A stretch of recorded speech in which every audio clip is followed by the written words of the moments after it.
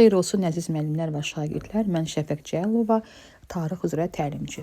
Bugün sizə qısa və konkret halda Azərbaycanda yaranmış feodal dövlətlər haqqında məlumat verəcəyim, hansı ki 9-cu və 11-ci əsrlərə aiddir.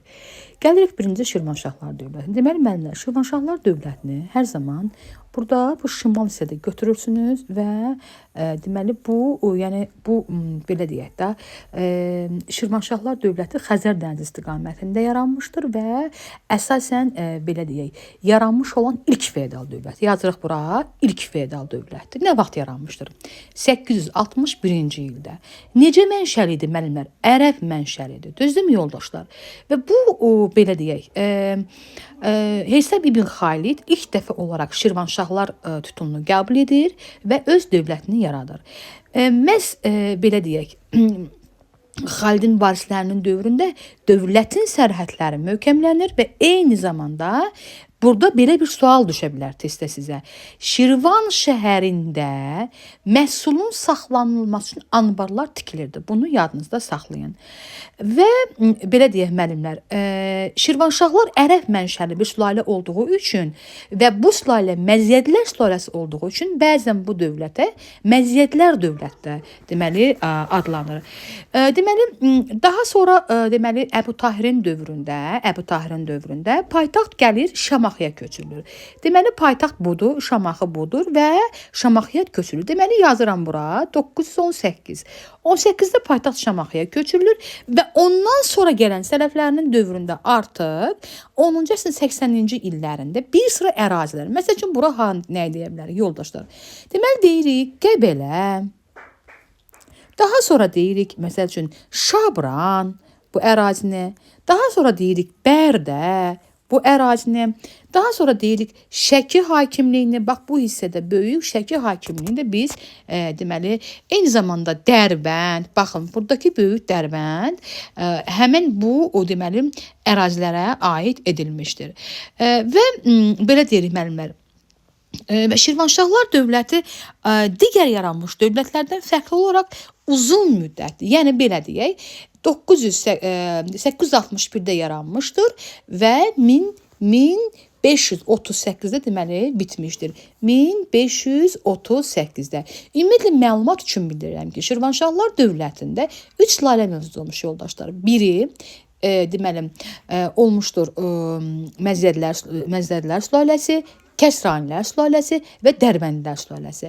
Məziyyədlər 861-1027, Kəsranilər 1027, deməli 538-ci illərdə deməli davam eləmişdir. Yəni Məziyyədlər 861-1027 deməli və Kəsranilər 1027, 1382, deməli Dərbəndilər isə 1382 və 1538-ci illəri əhatə edir.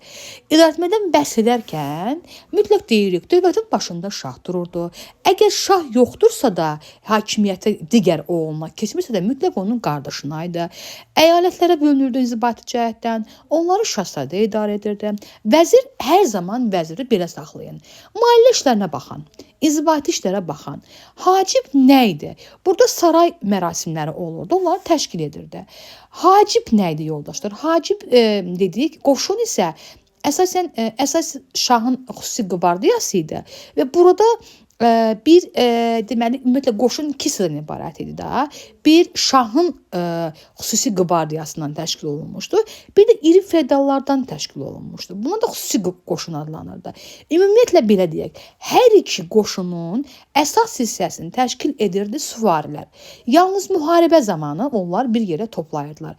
Ordunun başında mütləq şah dururdu və yaxud da onun vəlihədi. Ümumiyyətlə belə deyirik müəllimlər. Dövlətçilik ənənələrinin inkişafında digər dövlətlərə necə demək nümunə olan məhz Şirvanşahlar dövləti olmuşdur. Eyni zamanda şimaldan ki gəlirdi Slavyan tayfaları, Alan tayfaları, bax onların da yürüşünün qarşısını mütləq şəkildə alırdı. Şamaxı idi, deməli Şamaxının özü idi, daha sonra burada olan Bakı idi, daha sonra burada olan Şabran idi, daha sonra Dərbənd. Bunlar əsas ticarət mərkəzləri hesab olunurdu. Bir də məlumat üçün deyim ki, Şirvanşahlar dövlətindən qabaq ərəb mənşəli olan Məziyyədlər özlərinin bir əmirliyi yaradıblar. Bu olub Bərdə əmirliyi. Deməli, olub bu Bərdə əmirliyi. Həmin bu Bərdə əmirliyinin də verilən məlumatlara görə birinci Bərdə əmri olub Yezid ibn Məziyyəd. Bundan sonra artıq onun övladı olan Məhəmməd ibn Yəzidin dövründə paytaxt 859-cu ildə bax bura köçürülür. Gəncə şəhərinə köçürülür və bunun daha da nüfuzu artmağa başlayır.